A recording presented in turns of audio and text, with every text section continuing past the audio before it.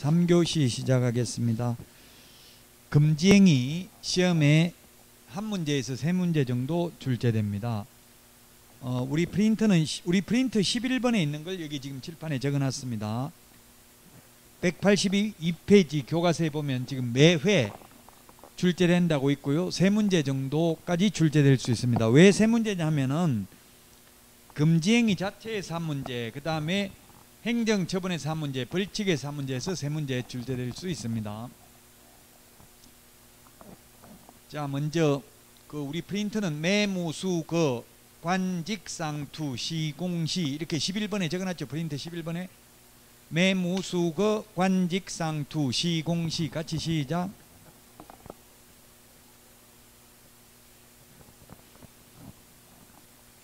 시공시, 여기 시도 하나 더 있어요. 맨 밑에 표 밑에 매무수거 관직상투 시공시. 한 번 더 시작.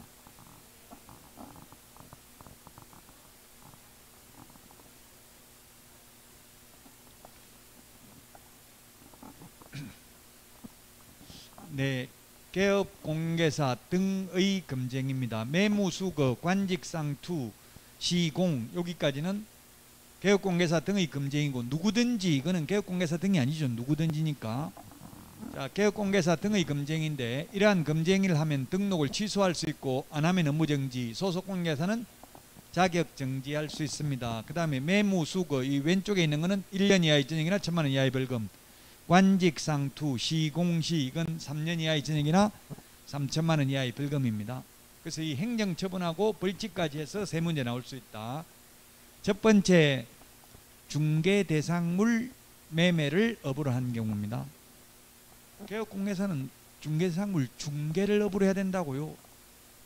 어떤 분이 그러면 매매 중개는 안 되고 임대차 중개만 되냐, 자격증 따도, 이렇게 말하던데 그건 아니에요. 매매 중개를 업으로 하는 것은 가능하죠.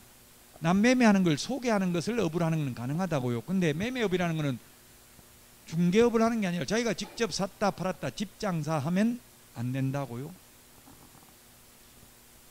시험에 중개대상물 매매를 업으로 하는 게 금쟁인데, 건축자재 매매를 업으로 하는 거 금쟁이다. X. 문구점을 운영하는 것도 금쟁이 아닙니다. 중개대상물 매매를 업으로 하는 것은 금쟁이고, 교환업이나 임대업은 X 이렇게 돼 있네요. 임대업 X 돼 있잖아요. 11번 프린트에. 그러면 임대업 해도 돼요, 안 돼요? 개업공개사는 X인데. 된다는 뜻이죠. X 이 말은 금쟁이 X 아니다. 금쟁이는 못하는 거고 금쟁이가 X 아니니까 해도 된다. 임대업은. 매매업은 안 되고요. 그 다음에 두 번째, 무등록 중개업자임을 알면서 그를 통해서 중개를 의뢰받거나 무등록 중개업자에게 자신의 명의를 이용케 하는 행위, 금쟁입니다. 알면서 하면 금쟁입니다. 모르고 하면 금쟁이 아니죠. 민법에서 알면서가 악이, 모르는 게 선입니다. 그래서 옛날 어른들이 알면 다친다는 말이 맞죠? 알면 악이잖아요. 자, 그 다음에 중개보수 또는 실비를 초과해서 어떠한 명목으로라도 금품을 받는 행위 하면 안 됩니다. 이게 시험에 가장 많이 출제되는데요.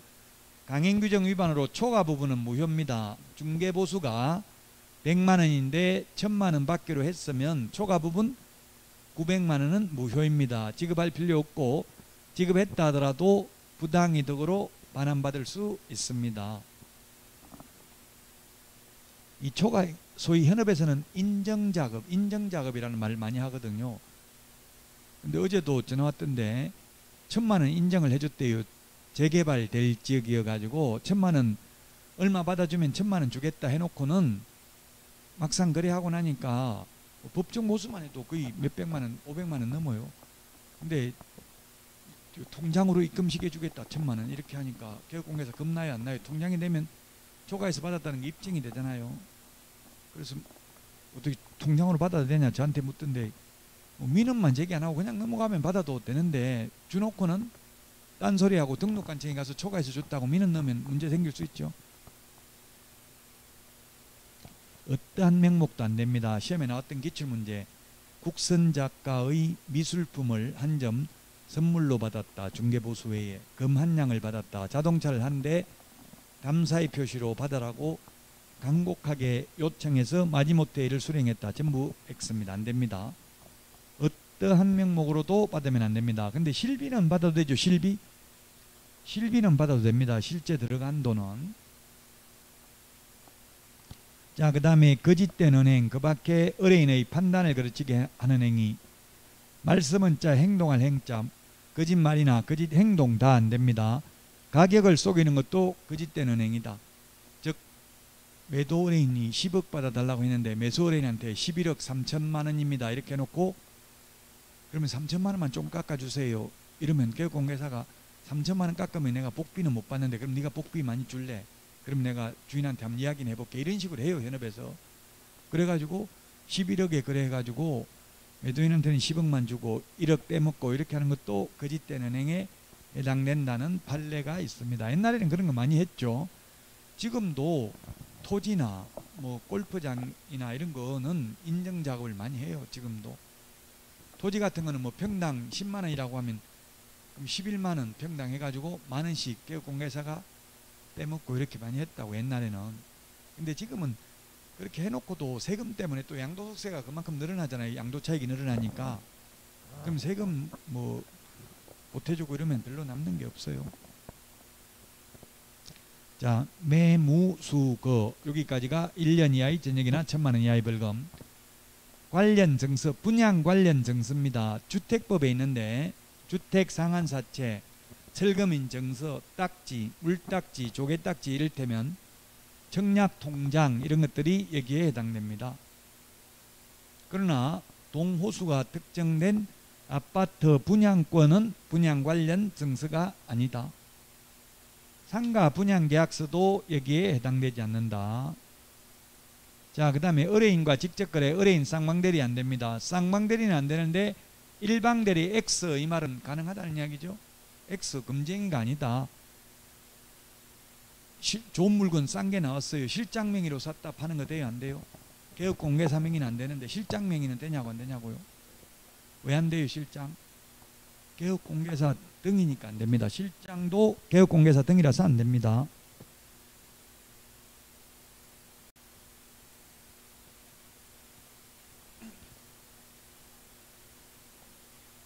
근데 애인이나 배우자 명의로 샀다 대파는 거는 금쟁이 아닙니다. 그럼 현실적으로 애인 명의로 샀다 파는 게 좋겠어요? 배우자 명의로 샀다 파는 게 좋겠어요? 네, 애인이 좋겠죠. 배우자 명의는 최근 판례가 모든 자금 집행은 개업공개사가 하면서 오로지 직접거래를 회피할 목적으로 명의만 배우자 명의로 했다면 경제공동체로서 직접거래 금쟁이에 해당된다고 봄이 상당하다는 판례도 있어요. 근데 애인은 애인이라는 거 입증하기 쉬워요? 어려워요? 애인이잖아 물어보면 아닌데요. 안 사랑하는데요 해버리면 사랑하는 건 가슴 속에 들어가 봐야 하니까 알기 어렵죠. 공시가 안 되는데 배우자는 공시가 되잖아요. 가족관계 등록부에. 근데 불안하죠. 애인 명의로 해놓으면 떼먹고 도망갈까봐. 불안해요? 불안하면 그건 애인이 아니에요. 애인이면 진정으로 사랑하면 더 못 줘서 가슴 아픈 게 애인이라고요. 자, 그래서 직접거래 쌍방대리 안되고 투기조장, 탈세를 목적으로 미등기 전매 등 투기조장하는 행위 안됩니다. 비록 전매 차익을 올리지 못했습니다. 1억에 사가지고 그대로 1억에 되팔았다 하더라도 미등기 전매를 했다면 취득세를 탈세할 목적이 있었잖아요. 그래서 금쟁입니다. 전매 차익을 올리지 못해도. 그 다음에 개업공개사 등이 거짓으로 계약이 성립된 것처럼 꾸미는 등 시세에 부당한 영향을 미치는 행위를 하면 3년 이하의 징역이나 3천만 원 이하의 벌금. 그 다음에 단체 구성은 이외의자와 공동중개 제한, 왕따시키는 것 3년 이하의 징역이나 3천만 원 이하의 벌금이고 금쟁입니다. 지금 왕따가 굉장히 심해요. 저도 옛날에 중개업을 할 때 저는 친목회 회원업소를 운영했는데 회원업소를 그 회칙에 저 회칙을 보지도 못했는데 비회원하고는 눈도 마주치면 안 된다 이런 회칙이 있어요. 근데 비회원인 개업공개사가 저보고 인사를 하더라고. 저한테 수업 들었다면서. 그래서 악수까지 했어요. 그걸 친목회 회장이 본 거예요. 회장이 보고 저보고 벌금 100만 원 내라더라고. 회칙 어겼다고. 눈도 많이 치지 말라고 했는데 악수까지 했다고. 그래서 제가 네가 판사냐, 벌금은 판사가 선고하는 거지 친목회 회장이 무슨 벌금을 내라고 하냐 이렇게 했더니만 부동산 거래 정보망 6개월 이용 정지시킨다 하더라고요. 그래서 공동중개하자고 매물 정보망에 들어가서 매물 보고 전화하면 다른 중개업소에서 그 물건 있냐 물어보니까 사장님 줄 건 없습니다. 있기는 있는데. 왕따 시키는 거예요. 그게. 그렇게 하면 이론적으로는 3년 이하의 징역이나 3천만 원 이하의 벌금인데 거기서 투쟁하려면 그만두고 폐업해야 돼. 저 폐업했어요. 6개월 동안 매물을 못 보는데 소송하는 사이에 6개월 지나가 버리잖아요. 그 현실은 굉장히 심해요. 이게 왕따 시키는 게.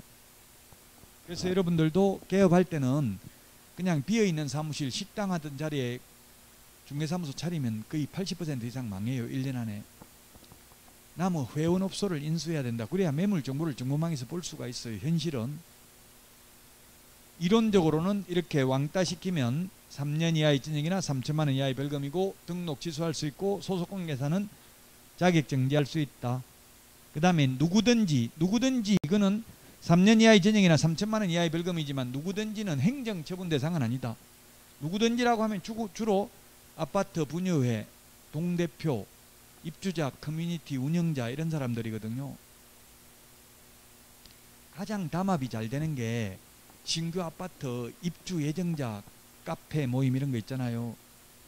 그건 담합 엄청나게 잘 돼요. 저도 한번 분양받아가지고 최근에 그 입주 예정자 카페에 가입했다가 분양권을 팔았어요. 팔았더니만 강퇴시켰더라고요. 더 이상 못 보게 막아버렸더라고. 그러니까 담합을 하는 걸 알 수가 없죠. 외부 사람들은. 그러니까 아파트가 잘 올라가는 게 담합을 하기 때문에 그래요. 사실은 단독주택 같은 건 담합하기 힘들잖아요. 옆집에 누가 사는지도 모르죠. 아파트는 누가 사는지 몰라도 뭐 밴드나 카카오톡 오픈 채팅방이나 또는 이런 카페, 네이버 카페, 뭐 다음 카페 이런 게 많이 있어요. 입주자 카페. 그런 데서 누구든지 시세에 부당한 영향을 미칠 목적으로 개업공개사의 업무를 방해하는 행위입니다.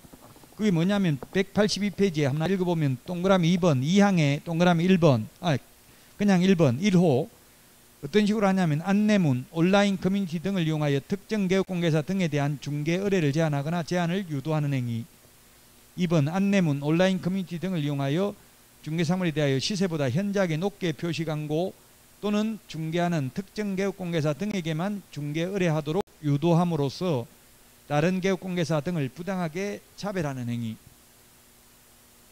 뉴스 나오는 걸 보면 특히 경기도 용인시가 이런 게 굉장히 심하다고 나와 있어요. 즉 분여회에서 개업공개사들한테 착한 공인중개사 인증서를 주더라고요. 착한 게 뭐가 착하냐면 분여회에서 7억으로 올리라고 하면 7억에 매물 올려놓고 시킨 대로 잘하면 착한 공인중개사, 말 안 들으면 나쁜 공인중개사라고 인증서는 안 주고 그냥 분여회에다가 그 중개사무소에 들어가 보면 우리 분여회에서 착한 공인중개사 인증서 있는 데 가서만 그래 해라.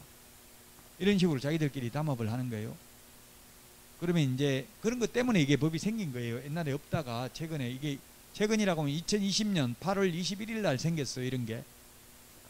뭐가 이거 요 세 개가 맨 밑에 있는 세 개가 2020년 8월 21일 날 생겼다고요. 워낙 담합하는 게 이 가격을 담합해 가지고 많이 올라갔다고 정부에서는 생각을 한 것 같아요. 자, 개업공개사 등의 금지 행위를 다 봤고요. 190페이지까지 다 봤고 192페이지 192페이지 부동산 거래 질서 교란행위 신고센터입니다. 부동산 거래 질서 교란행위 신고센터 인터넷에 치보면 한국부동산원 전화번호가 나옵니다. 192페이지 맨 밑에 양가로 1번에 보니까 국토교통부 장관은 다음의 부동산 거래 질서 교란행위를 방지하기 위하여 부동산 거래 질서 교란행위 신고센터를 설치 운영할 수 있다. 국토부 장관이 운영할 수 있습니다. 그 시공시입니다. 우리 프린터 11번에 보면 시공시가 부동산 거래 질서 교란 행위입니다. 시공시. 개업공개사 등이 시세에 부당한 영향을 미치는 행위를 한 경우, 공동중개 제한, 왕따시키는 경우, 누구든지 시세에 부당한 영향을 미침으로써 개업공개사의 업무를 방해하는 행위, 이 세 개를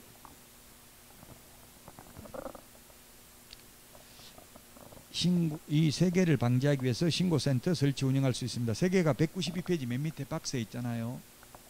자, 그 다음에 193 신고센터는 어떤 업무를 하느냐 하면은 동그라미 1번 부동산 거래 질서 교란행위 신고의 접수 및 상담, 그 다음에 신고사항에 대한 확인 또는 시도의사 및 등록관청 등의 신고사항에 대한 조사 및 조치 요구, 그 다음에 동그라미 3번 신고인에 대한 신고사항 처리 결과 통보를 합니다. 양가로 3번 신고센터에 질서 교란행위 신고를 하려는 자는 다음 사항을 서면으로 제출해야 됩니다. 문서로. 까다롭습니다. 신고하기가. 신고인 및 피신고인 인적사항, 피신고인, 피고발인, 피고소인, 피신고인이라고 하면 신고당한 사람이죠. 신고당하는 사람 인적사항도 제출해야 됩니다. 그 다음에 위반행위 발생 일시 장소 및 그 내용, 그 다음에 신고 내용을 증명할 수 있는 증거자료 또는 참고인 인적사항, 그 밖에 신고 처리에 필요한 사항을 문서로 제출해야 됩니다. 2번 신고센터는 신고받은 사항에 대해서 보완이 필요한 경우 기간을 정하여 신고인에게 보완을 요청할 수 있습니다. 3번 신고센터는 제출받은 신고사항에 대해서 시도지사 및 등록관청 등의 조사 및 조치를 요구해야 된다. 다만 다음 어느 하나에 해당하는 경우에는 국토부 장관 승인 밑줄 치십시오. 국토부 장관 승인 받아서 접수된 신고사항의 처리를 종결할 수 있습니다. 어떤 경우 기역, 신고 내용이 명백히 거짓인 경우, 니은, 신고인이 보완 요구에 따른 보완을 하지 않는 경우, 디귿, 신고사항의 처리 결과를 통보받은 사항에 대하여 정당한 사유 없이 다시 신고하는 경우로서 새로운 사실이나 증거자료가 없는 경우, 리얼, 신고 내용이 이미 수사기관에서 수사 중이거나 재판에 계류 중이거나 법원의 판결에 의해서 확정된 경우는 그냥 종결하는 게 아니라 누구 승인받아야 된다? 국토부 장관 승인받아서 종결할 수 있습니다. 4번 조사 및 조치 요구를 받은 시도의사 및 등록관청 등은 신속하게 조사 및 조치를 완료하고 완료한 날부터 10일 이내 10일 밑줄 치십시오. 10일 이내에 그 결과를 신고센터에 통보해야 된다. 이게 칠판에 10일 이내에 신속하게 조사 및 조치 완료를 하고 10일 이내에 신고센터에 통보해야 된다고 시도의사 및 등록관청이. 자, 그 다음에 5번 신고센터는 시도의사 및 등록관청으로부터 처리 결과를 통보받은 경우 신고인에게 신고사항 처리 결과를 통보해야 된다. 6번 신고센터는 매월 10일까지 직전달의 신고사항 접수 및 처리 결과 등을 국토부 장관에게 제출해야 된다. 이게 있죠. 직전달의 신고 접수 처리 결과를 매월 10일까지 신고센터는 국토부 장관에게 제출해야 됩니다.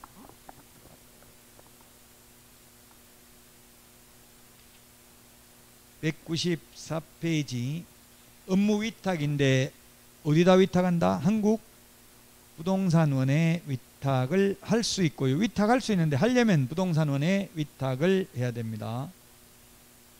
자, 이때까지 했던 걸 다시 한번 정리하면 신고센터를 한국부동산원인데 설치 운영하려면 국토부 장관에게 운영규정을 제정하여 승인받아야 되고요. 그리고 나면 신고인으로부터 접수를 받고 접수받고 나면은 시도의사 및 등록관청 등의 조사 및 조치를 요구해야 되고요. 자체적으로 사건 처리를 종결하려면 명백히 거짓인 경우, 재판에 계류 중인 경우 등은 국토부 장관의 승인을 얻어서 사건 처리를 물론 종결할 수 있습니다. 그 외에는 조사 및 조치 요구를 해야 되고요.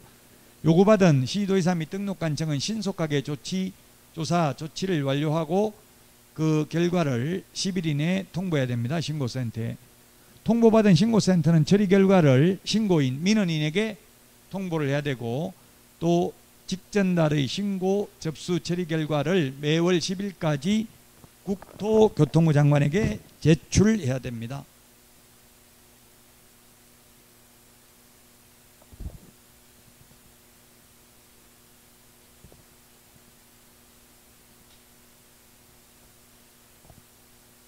(202페이지) 중개보수 시험에 2문제 출제됩니다. 중개보수 계산하는 거 1문제, 일반적인 내용 1문제에서 2문제가 시험에 출제됩니다. 자, 중개보수 청구권 발생식입니다. 발생은 중개의뢰계약 또는 중개계약 시 발생합니다. 그리고 개업공개사한테 개업공개사가 우리 집 팔아주세요 하면 개업공개사가 팔아주면 중개보수는 줄 겁니까? 안 줄 겁니까? 이런 거 묻지 않았어요. 묻지 않았다면 받을 수 있다 없다? 중개보수 준다 안 준다 아무 말 안 하고 그냥 팔아달라고만 했어요. 그럼 중개보수 받을 수 있어요 없어요? 판례는 받을 수 있다. 약정이 없더라도. 왜냐하면 상법상 상인에 해당되기 때문에 203페이지 교과서 203페이지 그 판례 박스에 1번에 있잖아요. 1번이 상법상 상인이기 때문에 중개보수 줄래 안 줄래 미리 약속 안 해도 당연히 받을 수 있다. 받을 수 있습니다. 그래서 지금 현실적으로 집 팔아주세요 하면 예 알겠습니다 하지, 팔아주면 중개보수 줄 겁니까? 안 묻잖아요. 현실적으로 묻는 사람 없죠. 그냥 달라고 합니다. 예, 상법상 상인이기 때문에 받아도 된다. 자, 보수청구권 행사 시기는 성립은 거래계약 성립을 정지조건부로 성립은 하지만 발생은 하지만 행사하는 거 실제 받는 거는 계약이 성사되어야 한다. 변호사들은 승소 판결 못 받아도 받잖아요. 변호사 수임료를. 우리는 계약 성사 못 시키면 집을 100군데 보여줘도 돈 한 푼 못 받아요. 그게 문제죠. 그러다 보니까 사기를 칠 수밖에 없어요. 거짓말 시켜서라도 어떻게든지 계약을 성사시켜야 돈을 받잖아요. 변호사들처럼 패소하든 승소하든 상관없이 돈 받는다면 사기칠 필요가 없죠. 뭐 그렇다고 개업공개사가 다 사기치는 건 아니고 일부 11만 명이나 되다 보니까 일부 한두 명이 사기치면 그 전체 이미지에 부정적 영향을 끼치잖아요. 중개보수 청구권 소멸입니다. 개업공개사의 고의 과실로 그 거래계약이 무효, 취소, 해제된 경우에는 중개보수를 받을 수 없다. 그래서 시험에 이런 게 출제됐습니다. 만약에 지금은 약간 부동산 가격이 내려가고 있는 추세라고 지금 뉴스에 나오고 있죠. 그럼 이렇게 내려갈 때는 팔고 싶어도 못 팔아요. 부동산 가격은 저도 뭐 20년 넘게 저도 집을 뭐 한 20번 넘게 샀다 팔았다 해봤는데 보면은 부동산 가격이 올라갔다 내려갔다 하면서 장기적으로 보면 우상향 올라갑니다. 올라가기는. 근데 투자의 격언이 무릎에서 샀다가 어깨에서 팔아라 이런 격언이 있어요. 꼭대기에서 팔라고 하다가 내려가기 시작하면 흐름을 타버리면 지금은 팔기 힘들 거예요. 약간 내려가는 추세이기 때문에 계속 올라가고 있을 때 좀 손해보고 팔아야 팔립니다. 너무 꼭대기에서 팔다가 제가 경험한 바로는 꼭대기에서 팔다가 내려가니까 걷잡을 수 없는 거예요. 완전 바닥을 쳐야 이제 그때서야 팔 수 있어요. 다시 올라간다는 소리 들려야. 그럼 지금 같으면 매수인이 샀다가 가격 예를 들면 계약금 1,000만 원 걸었는데 중도금 치려고 보니까 5천만 원 더 내려가 버렸어요. 그러면 차라리 계약금 떼이더라도 계약 해지하고 다른 데 5천만 원 싼 거 사는 게 4천만 원 이익이잖아요. 가격이 올라가거나 내려가면 중간에 많이 깨져요. 자, 그래서 결론입니다. 매수인이 이제 가격이 내려가니까 안 살려고 계약금 1,000만 원 걸어놓고 계약을 해제하는 경우입니다. 이런 경우 중개보수 받을 수 있냐고 없냐고요. 개업공개사가. 있다 없다 그냥 둘 중에 하나 답이니까 말해보라고요. 시험에 나왔어요. 예? 받을 수 있습니다. 왜 지문에 개업공개사 고의과실이라는 말 안 했잖아요. 그 매수인이 지금 다른 거 가격이 더 내려가 가지고 매수인이 변심해 가지고 깬 거잖아요. 지금 시험 지문에는 개업공개사 잘못했다는 말이 아니고 지금 가격이 내려가서 1,000만 원 떼이더라도 오히려 5천만 원 내려가서 4천만 원 더 유리하다고 보고 계약이 깨졌다고요. 그런 경우는 받을 수 있어요. 개업공개사 고의가실이 있다는 말이 없기 때문에 시험에 나오면. 그러나 현실적으로는 변심을 해놓고도 개업공개사님 죄송합니다. 내가 지금 가격 더 내려간 거 싼 거 봐서 차라리 그냥 1,000만 원 떼이고 개업공개사님한테 수고했으니까 중개보수는 드리겠습니다. 죄송합니다. 계약 깨야 되겠습니다. 이런 사람 있어요 없어요? 전부 다 개업공개사 사기꾼아, 네가 설명을 잘못해서 계약 안 하겠다. 내 계약금 1,000만 원 낸 거 빨리 받아주라. 이런 식으로 이야기해요. 현실적으로는. 그럼 개업공개사가 제가 계약금 받았습니까? 매도인이 받은 거 제가 어떻게 합니까? 제 중개보수는 안 받을 테니까 봐주세요 하고 싹싹 비는 게 현실이에요. 이론적으로는 그럼 매수인이 변심을 해서 계약이 깨졌다면 중개보수를 받을 수 있다고 했잖아요. 매도인, 매수인 쌍방으로부터 각각 받아요. 이론적으로는 귀책 사유가 없는 매도인도 내야 돼요. 매도인은 자기 잘못이 없이 계약 깨졌다고 생각도 안 하게 안 했는데 그래도 중개보수 줘야 돼요. 실제 인천에서 있었던 사건입니다. 실제 지방법원 판례인데요. 저한테 제가 판례 있는지 모를 텐데 이 당사자가 저한테 전화 왔어요. 전화 와가지고 물어봤어. 그런데 40억짜리면 중개보수가 얼마예요? 0.9%에서 4936 얼마입니까? 3,600만 원이에요. 3,600. 3,600만 원이잖아요. 중개보수가 0.9%면 그럼 양쪽에 다 받으면 쌍방에 각각 받잖아요. 7,200만 원이에요. 근데 이걸 계약금을 2천만 원을 걸었어요. 2천만 원 매수인이 2천만 원을 걸었는데 아마 뭐 무슨 사정이 매수인 사정인가 봐. 아마 더 싼 데를 발견했는지 매도인한테 2천만 원 계약금 포기할 테니까 계약 깨자 이렇게 한 거예요. 개업공개사한테 말 안 하고. 그러니까 매도인은 좋아하겠어요? 싫어하겠어요? 그냥 2천만 원 그 자리에 앉아서 2천만 원 벌었다고 좋아한 거예요. 뭐 그래 그러려면 그래라. 그럼 내가 계약금 안 돌려줘도 된다면 그렇게 해가지고 계약 합의한 거예요. 그 2천만 원 개업공개사는 먹었다고 생각했어요. 이제 개업공개사가 아니라 매도인은 그냥 생돈 먹었다고 생각한 거예요. 그 매도인이 저한테 연락 왔어요. 그런데 개업공개사가 3,600만 원 달라고 소송 제기한 거예요. 양쪽에. 그러니까 매도인은 저보고 나 받은 거 2천만 원밖에 안 되는데 세상에 이런 법이 어디 있냐, 더러운 법 막 하면서 저한테 욕을 하더라고요. 제가 법 만든 거 아니거든요. 이렇게 하고 싶은데 그 말을 안 했어요. 물론 안 하긴 안 했는데 결국 1심 법원에서 이거 3,600만 원 주라고 판결이 나왔대요. 그럼 이 양반 2천만 원 받았는데 3,600만 원 주고 변호사비까지 하면은 훨씬 손해죠. 그래서 왜 계약금이 통상 10% 정도를 받는 게 관행이잖아요. 계약금을 4억 받았으면 문제될 게 없잖아요. 4억 받았으면 계약 깨져도 중개보수 주고 뭐 다 해도 남는 거죠. 돈 안 한다고 하면. 그러니까 여러분들이 중개할 때는 가급적이면 계약금을 10% 정도는 최소한 끄는 게 바람직해요. 또 만약에 꼭 깨기 싫으면 10%를 걸면서 5%는 계약금이고, 즉 4억을 걸면서 2억은 계약금이고 2억은 중도금으로 하기로 한다 이렇게 적으면 그건 중도금이에요. 그럼 그건 계약 못 깬다고요. 계약금 100을 물어주더라도 안 깨고 싶으면 꼭. 이런 일이 있을 수도 있다고요. 그러면 둘 다 3,600만 내야 돼. 기책 사유가 없는 사람도 잘못하지 않아도 내야 된다고. 지금 우리 현행법상은.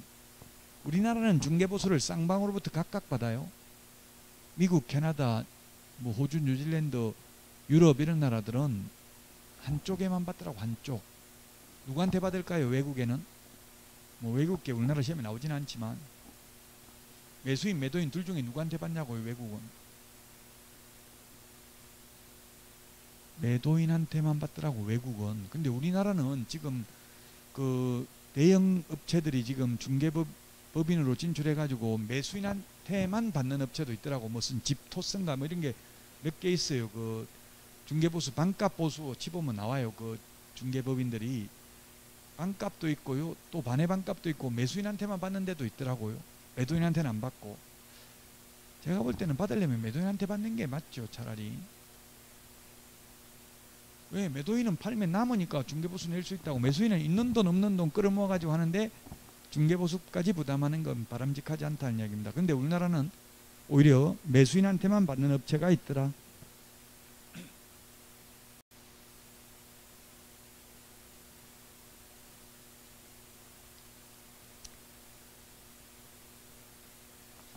자, 중개보수, 주택에 대한 중개보수 한도가 이게 2020년 10월 달에 바뀌었습니다. 옛날에는 매매는 1000분의 9였는데 지금은 15억 이상인 경우 1000분의 7, 임대차는 15억 이상인 경우 1000분의 6 범위 내에서 시도 조례로 정하도록 하고 있어요. 205페이지에 있죠. 2020년 10월 이게 17일인가 바뀌었죠.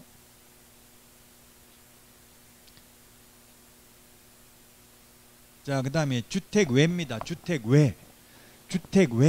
주택외의 경우 205페이지 85제곱미터 이하 주거용 오피스텔이고, 주거용 오피스텔인데 상하수도 시설이 갖추어진 전용 입식부엌, 전용 수세식 화장실 및 목욕시설, 전용 수세식 화장실에 목욕시설을 갖춘 경우를 포함해서 이런 85제곱미터 이하 주거용 오피스텔은 주택 외지만 주택에 준하는 보수를 받는다고요.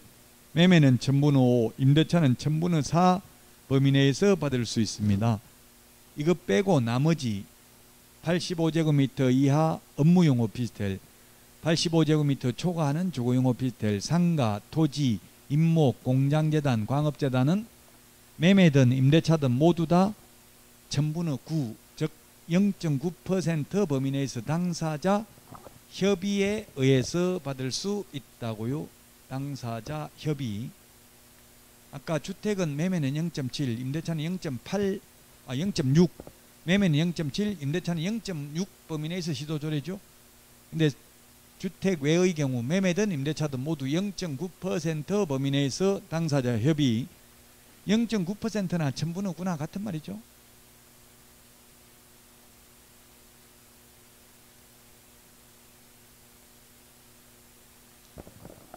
주택 외, 외자가 들어가야 돼요. 주택 외. 주택 외의 경우, 주택 외의 경우에만 자기가 받고 싶은 금액을 따로, 주택 외의 경우 0.9% 범위 내에서 자기가 실제로 받고 싶은 금액을 명시해야 됩니다. 그래서 현업에 보면은 이게 가로 퍼센트, 가로 안에 적어 넣는다고. 주택 외의 경우 0.9 범위 내에서 0.9보다 높게 적으면 안 되죠.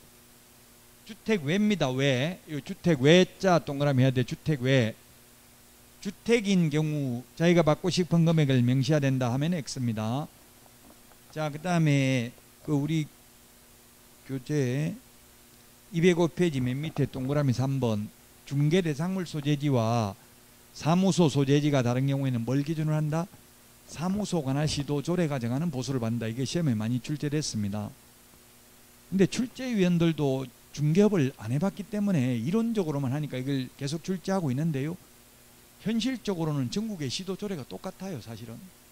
그래서 의미는 없어요, 현실적으로는. 그러나 이론적으로는 사무소 기준이라고요. 사무소 기준. 만약에 원주시에 사무소가 있고 서울에 있는 아파트를 중개해도 강원도 조례가 정하는 보수를 받는다는 이야기죠. 사무소 기준이라고요. 그래서 우리 프린트 4번에 4번 맨 밑에 만약에 분사무소에서 중개행위를 했다면 분사무소 관할 시도 조례입니다. 분사무소 관할 시도 조례. 중개행위를 한 사무소 기준이라고요. 자, 겸용주택. 주택 면적이 2분의 1 초과가 아니라 2분의 1 이상인 경우 전부 주택에 대한 중개보수를 적용합니다. 교과서 206페이지 맨 위에 5번째 줄 동그라미 띄그서 있죠. 2분의 1 이상. 우리 프린터 핵심 비교정리 프린터는 56번에 2분의 1에 동그라미 2번에 있나요? 56번에는 동그라미 2번에 있어요. 56번에 2분의 1에 동그라미 2번. 2분의 1 이상. 초과가 아니라 이상. 딱 절반만 주택이라도 전부 주택에 대한 보수를 받는다고요. 주택이 보수가 더 낮죠. 주택 외보다는 2분의 1 이상이 주택이면 전부 주택에 대한 보수를 적용한다. 2분의 1 이상, 초과가 아니고요. 자, 그 다음에 한도 초과 약정은 우리 교재 206페이지 양가로 2번 전부 무효가 아니라 초과 부분만 무효입니다. 자, 그 다음에 동그라미 2번 이거는 뭐냐 하면 동그라미 2번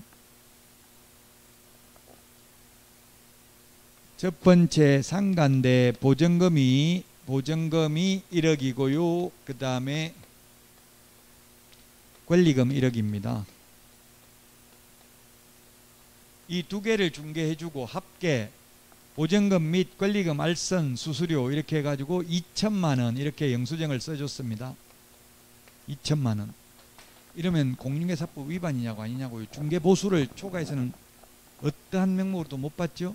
중개보수는 최대 0.9%잖아요. 이러면 위반이다 아니다?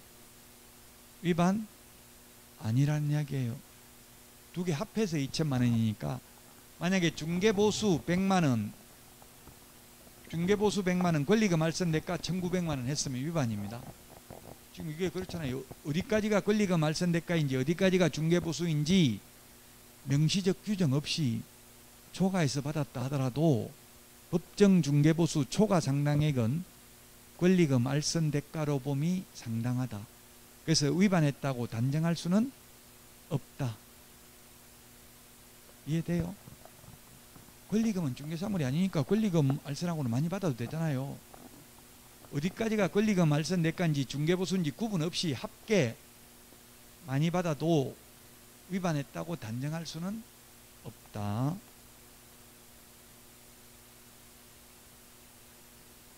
자, 그 다음에 1번 이게 판례입니다. 판례. 이 판례가 항상 진리는 아닙니다. 판례가 진리에 부합하는 것만은 아닙니다. 즉 1번이 뭐냐면 분양가가 5억인데 계약금 5천만 원 그런 상태에서 그냥 피 없이 이렇게 그대로 거래했다면 분양가에 대해서 중개보수를 곱하는 게 아니라 실제 계약금 걸어놓은 돈만 주잖아요. 피가 없다면 5천만 원에 곱하기 요율을 한다고. 여기에 만약에 프리미엄이 5천만 원 붙었다면 실제 주는 돈 얼마에 1억이죠. 1억. 프리미엄하고 계약금하고 실제 주고 받는 돈에다 곱하기 요율을 한다고요. 분양가에다가 요율을 곱하는 게 아니라 실제 주고 받는 돈에다가 곱하기 요율을 한다는 게 판례라고. 요거는 법조문에 있는 게 아니고요. 그 다음에 보증금 외에 월차임이 있는 경우 보증금 더하기 월세 곱하기 100을 한 금액이 5천만 원 이상이면 그대로 곱하기 요율을 하면 되는데 만약에 보증금 더하기 월세 곱하기 100을 한 금액이 5천만 원 미만이면 보증금 더하기 월세 곱하기 70을 한다고요.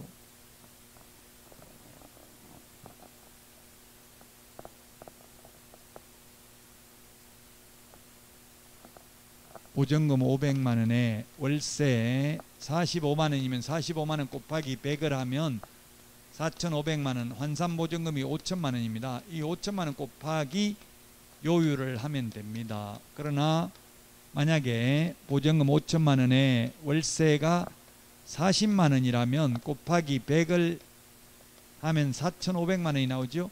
이렇게 보증금 더하기 월세 곱하기 100을 한 금액이 5천만 원 미만이 나오면 100을 하는 게 아니라 70 한다고. 47은 28, 2,800만 원 더하기 500만 원 하면 3,300만 원에 곱하기 요율을 합니다. 저는 지금도 첫 경험은 잊을 수가 없죠. 저는 취직한 첫날 제가 5천만 원짜리 상가 임대차 중개를 사장님 몰래 직원으로서 사장님한테 보고도 안 하고 먼저 계약서 쓰러 오세요 이렇게 해서 공동중개 해가지고 사장님 기쁘게 해드리려고 그랬다가 엄청나게 요구도 먹었어요. 보고도 안 하고 왜 공동중개 했냐고. 우리 사무소에 찾아보면 단독중개도 할 수 있을 텐데 그 때문에 50만 원 손해봤다 이러더라고요. 그 뒤로부터 의욕이 없어가지고 별로 열심히 하고 싶은 생각이 없더라고요. 나중에 찾아보니까 우리 사무소에 없어가지고 그나마 다행인데 우리 사무소에 그 물건이 있었다면 엄청나게 더 요거도 먹었겠죠. 공동중개했다고. 손님은 우리 사무소로 연락 온 걸 제가 다른 사무소 데려가서 계약했으니까. 자, 근데 만약에 월세가 그때 5천만 원이었으니까 월세 이런 상태였어요. 여기서 만약에 5만 원만 좀 깎아주 달라고 주인한테 이야기해 주세요. 이렇게 하면 이야기 해줘야 안 해줘요? 계획공개사들이? 해준다고요? 절대 안 됩니다. 단칼에 자릅니다. 해주는 계획공개사는 돈 많이 못 법니다.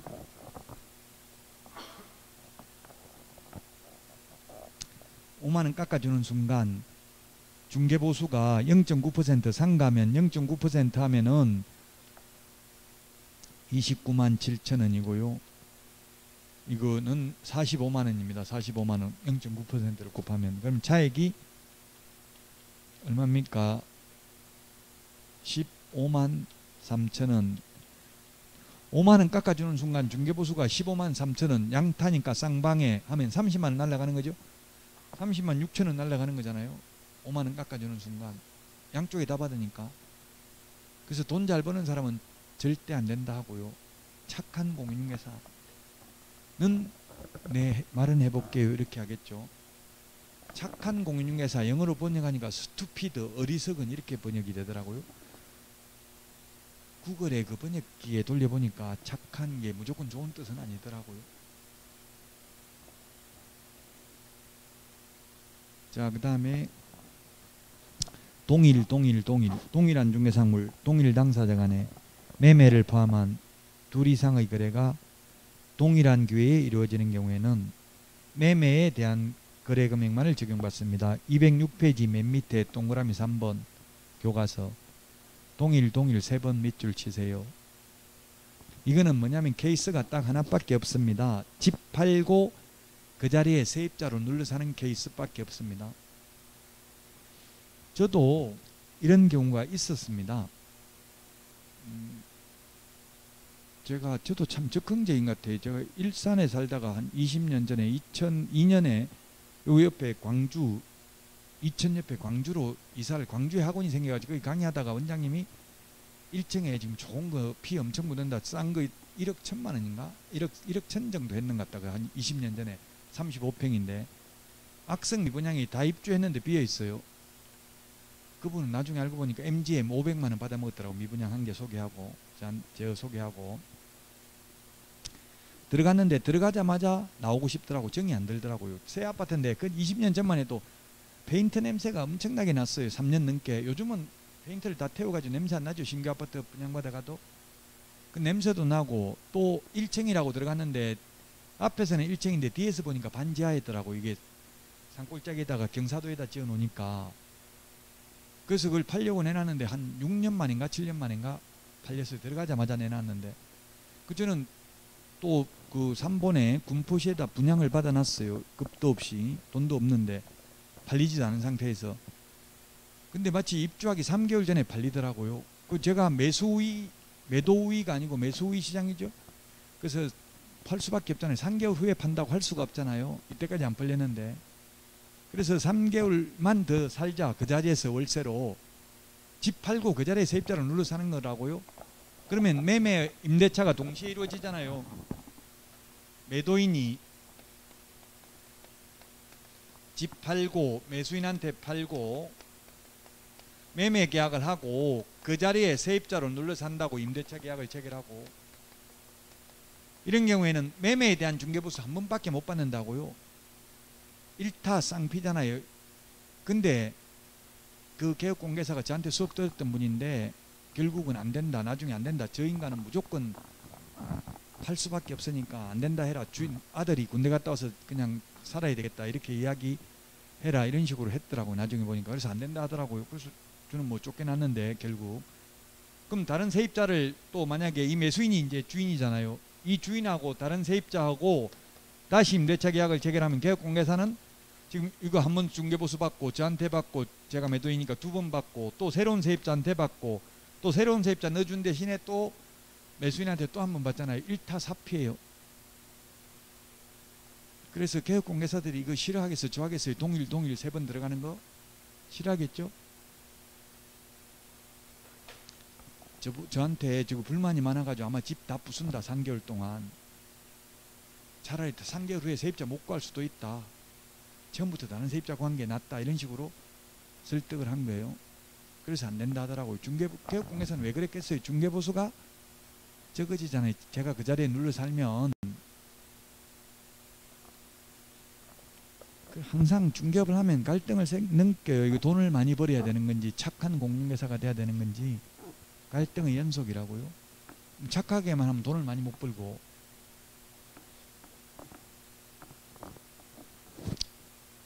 동일 3번 들어가면 매매에 대한 거래 금액만을 적용한다. 자, 그 다음에 보수 지급 시기 207페이지. 보수 지급 시기는 약정이 없으면 거래 대금 지급이 완료된 때, 즉 잔금 치러야 받을 수 있다. 옛날에는 계약 성립만 되면 받을 수 있다 이렇게 돼 있었죠. 자, 그 다음에 중개보수에는 부가가치세가 포함되어 있지 않습니다. 보통 우리 일반 재화에는, 일반 물건에는 다 부가가치세 포함되어 있죠. 식당에서 11,000원짜리 밥 먹으면 부가가치세가 1,000원이라고 찍혀나와 카드로 끌거면, 근데 중개보수에는 부가가치세가 포함 안 돼 있다. 추가로 받아도 된다 이 말이에요. 법에는 없는데 유권 해석이, 국세청 유권 해석이 따로 받아도 된다. 중개보수 외에 부가가치세는. 그래서 만약에 중개보수가 100만 원이면 일반가세 사업자라면 부가가치세 10만 원 더 받아도 상관이 없다라는 이야기입니다. 시험에 출제를 했습니다. 208페이지입니다. 중개보수는 쌍방이 부담합니다. 쌍방이.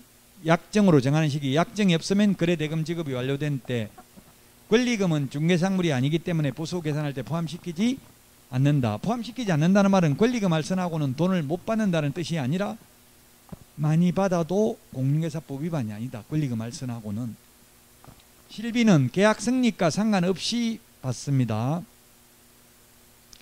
계약금 등의 예치 권고제도와 관련된 비용은 취득 의뢰인한테 받고요. 권리관계 등의 확인에 소요되는 실비는 이전 의뢰인한테 받습니다. 매도인한테. 우리 프린트 52번에 16번 17번에 있나요? 52번에 15번 16번에 있네요. 52번에 15번 16번 밑줄 치놓으시고요. 누가 부담하는지가 중요합니다. 계약금 등의 예치 권고제도와 관련되는 실비는 매수 임차 의뢰인한테 받는 거 이해됐죠? 매수인이 불안하니까 예치하는 거잖아요. 근데 등기사항 증명서 발급하는 비용을 매도인한테 지금 현실적으로는 안 받고 있잖아요. 중개업소에서. 현실적으로는 수도권에서는 법무사가, 비수도권 지역은 개업공개사가 냅니다. 등기부 열람하는 데 들어가는 비용을. 이론적으로는 왜 매도인이 내야 되냐 하면은 민법 판례가 완전한 소유권을 넘겨주고 잔금을 받는 게 동시이행 관계에 있습니다. 그래서 매매 대금이 10억이고 거기에 비해서 아주 소액인 10만원 가압류가 설정되어 있다 하더라도 매수인은 그 가압류 말소하기 전까지는 동시행 항명권을 행사해서 잔금 지급을 거절할 수 있다는 게 판례입니다. 그래서 매도인이 자, 등기부 깨끗하잖아, 내가 다 말소했다, 스스로 떼어서 보여줄 의무가 있다는 이야기입니다. 그래서 매도인이 부담한다고요. 권리관계 등의 확인에 소요되는 실비는. 자, 오늘 했던 내용이 시험에 엄청나게 많이 나오네요. 중개계약, 일반 중개계약, 전속 중개계약이 있는데 전속 중개계약 한 문제 반드시 나온다. 특정한 개업공개사에게 중개를 일임하는 중개계약이 전속 중개계약이죠. 전속 중개계약 체결하고 안 하고는 자유다. 그러나 전속 중개계약을 체결했을 때에는 반드시 전속 중개계약서를 사용하고 3년간 보존해야 되고 7일 이내 정보를 공개해야 된다. 비공개 요청한 정보, 인적사항은 공개하면 안 된다.